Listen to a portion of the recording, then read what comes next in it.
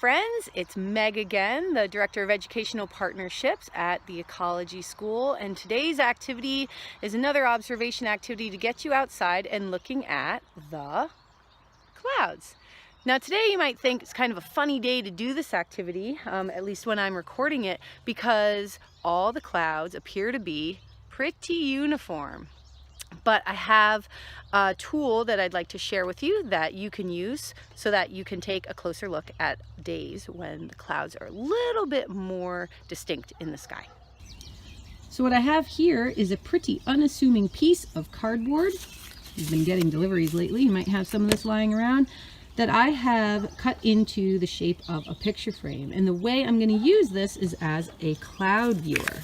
So simply holding my cloud viewer up to the sky is going to give me kind of a frame for what I'm looking for. Now, like I said, on a day like today, it's a little bit tough because it doesn't appear to be very distinct cloud formations in the sky, but there are some really cool weather forecasting clouds actually going on in the sky right now.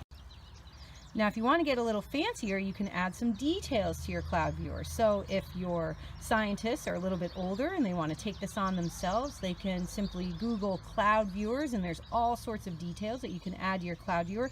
And what this can do is help you narrow down what kind of clouds you might have in the sky. So I'm going to hold my cloud viewer up to the sky. I'm going to look through it and I'm going to think, oh wow, these clouds are all pretty uniform. These clouds are pretty close to the ground. They're definitely kind of white, a little bit of gray in there. Not puffy, not dark gray, more of a uniform color. So these might be more of that stratus kind of cloud, and wouldn't you know, they forecast fog or rain. And we do have a bunch of rain forecasts for the next couple days.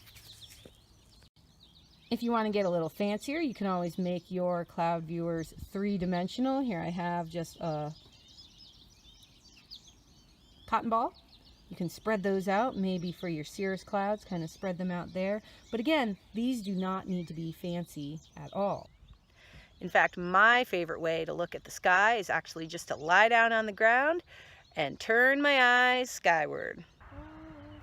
So when you're doing your cloud viewer video, making sure to do them on different days so you can really get a chance to check out some different looking clouds is a pretty awesome comparison. Go. They look like this cloud. Yeah, we've got some different clouds up in the sky, some blue sky. Ev, can you hold it up again to show how he's holding that cloud viewer up to the sky?